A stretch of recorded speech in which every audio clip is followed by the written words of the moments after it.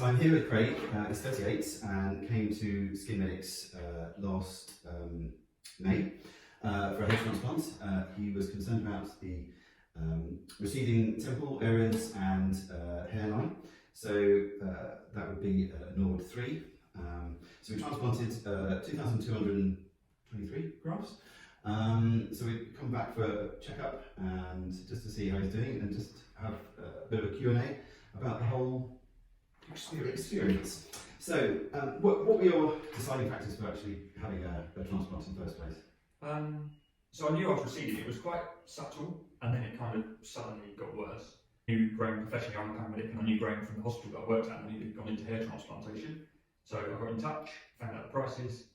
Specifically hair medics, it was Grahame. I knew Grahame professionally, as I said earlier, and somebody who I trusted. So I was nervous, so I wanted it to be done by somebody who I knew and somebody who I trusted. How did the sort of receding hairline at a young age sort of impact on mental health? So for me, it wasn't a massive worry, if I'm honest. I've got friends who it does really annoy and upset and does play havoc with their brain. But for me, it was more something that I wanted doing rather than something that needed doing. Right. Now I feel completely different, and it did need doing. I say it needed doing, and there's lots of things that need doing. Yeah. But yeah, I'm definitely glad that I got it done, and yeah, really pleased with the result. Fair. How were you feeling on the day of the transplant? Obviously, you have lots of local anaesthetic injections in your head, which the first couple are a bit stingy, but after that, you don't really feel it as the local anaesthetic spray. So there's a few sharp scratches and a few stings. But once the work was underway, the extractions and the implantations, you don't feel anything. And how did you feel? How was the pain proceeding? You know, sort of the aftercare, the growing phase, scaling phase. How was it painful then? So the implantation area, so the front where I had implanted, nothing at all. Because I don't even recall it being particularly itchy, which you would think lots of scabs would be itchy. But I don't recall it being particularly itchy. The bit that got me for maybe 4 or 5 weeks, which I was nervous it wasn't going to go away, but Grahame reassured me that it would go away, was the extraction area. You get this kind of at night when your head's on the pillow, it's a bit irritated and a bit stingy. But as I say, it lasted for 6 weeks. It went away with simple painkillers, and it wasn't a big issue. So yeah, there was a little bit of soreness on the back, uncomfortable, stingy, kind of nerve-like pain, I would describe it. But I say pain, it's not even a pain, it's just irritating. How did you find the aftercare protocol? So I'm quite specific in what I suggest you do. How did you find that? Yeah, so it initially when you were telling me what it was, I thought it was quite intense and quite, how am I going to get this right? But actually it's very simple, it's very straightforward, it's very easy to do, it's very easy to get the stuff and the specific oil that you need. And yeah, it was fine. It was quite nice watching the process because you get different, in the early stages with the scabs and things, every couple of days you're seeing, and it all, you see slow improvement, but it's nice to watch the improvement. But the aftercare process was very simple, very straightforward. I know you contacted me a couple of times just to make sure that you were doing the right thing and just for a bit of reassurance, which I was able to give you.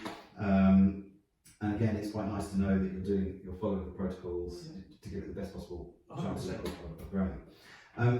Did you find anything particularly difficult with the aftercare, or because normally I suggest no sports or activities until the scabs have gone. How that's no, it's major fine. impact.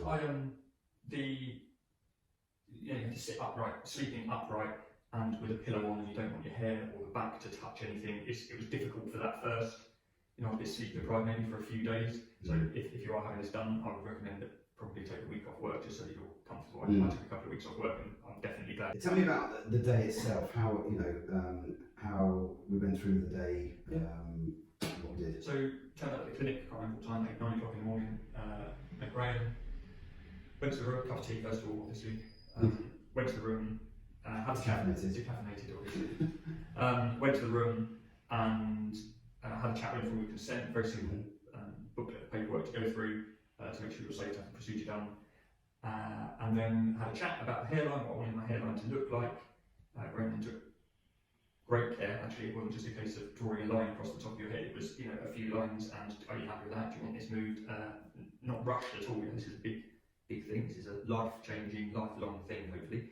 Yeah, I mean, it's I always take into consideration what you want, what you previously had, and what's going to work with you now with regards to the graphs that we'd be able to take and everything. So yes, lots of care is taken with designing the hairline. Once what's happened with the hairline, you go through to the theatre, and you're met by some very helpful and empathetic, sympathetic, experienced technicians who start the process essentially. So you have your blood pressure taken, you have your head shaved or whatever bit you need shaving off, and then you get underway with the procedure. The first section is the extraction section. How did you find that? Because obviously that can take a few hours, lying in front. Uncomfortable? Just go to sleep? No, I did just go to sleep. I took a small dose of diazepam before I came, just because why not? You know, I'm going to be in a chair all day. Why would I not take something just to settle me down and help me sleep? I knew I was going to be face down for a while, so I took a small dose of diazepam, went to lay on the chair, and I have to be completely honest, I don't really remember too much about it. I just went off to sleep and then was pretty much woken up for lunch. It wasn't painful. As I say, I'd be lying if I didn't say the first couple of injections didn't sting a little bit, but as you have the injections, the local anaesthetic spreads, and then you don't feel the next one. So a few sharp scratches, face down. Extraction took place a few hours, a couple of hours, I can't really remember. And yeah, then woken up for lunch, had some lunch. And then we jumped into making the incisions. Yeah. So having done the incisions, we'd start implanting, and that can take a couple of hours. How did you cope with that? Again, it was fine. Local anaesthetic again at the front, same process, a couple of stings followed by no stings, and then just dozed off. It's not painful, didn't hurt at all, and the guys did their work. They did. Did their magic. They did. What advice would you give anybody sort of considering having a hair transplant and then being able to deal with the day itself? So if you're considering having a hair transplant, and you're serious about it, you have to be serious about it, because the process afterwards is quite long. It's not actually as long as I thought it was going to be. So I was really worried that it's all going to fall out, because that's what happens.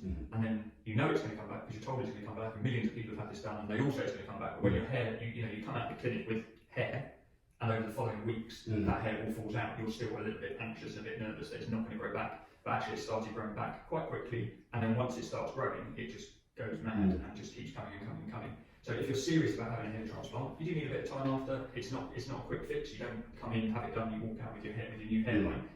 If you're prepared to, see through a couple of months having, I had hair before, but had a completely shaved head, which I wasn't used to. So you need to be prepared for that. But if you're considering it, I would absolutely, undoubtedly, 100% go and get it done. I think definitely, this is what I try to instill in people, that you've got to have patience with the process. It's going to take 12 months to get full effect for most people. You were very lucky at 5 months, 6 months. You had already started really having it grow in. So we were 10 months? No, we've got 3 months left, so 9 months. 9 months.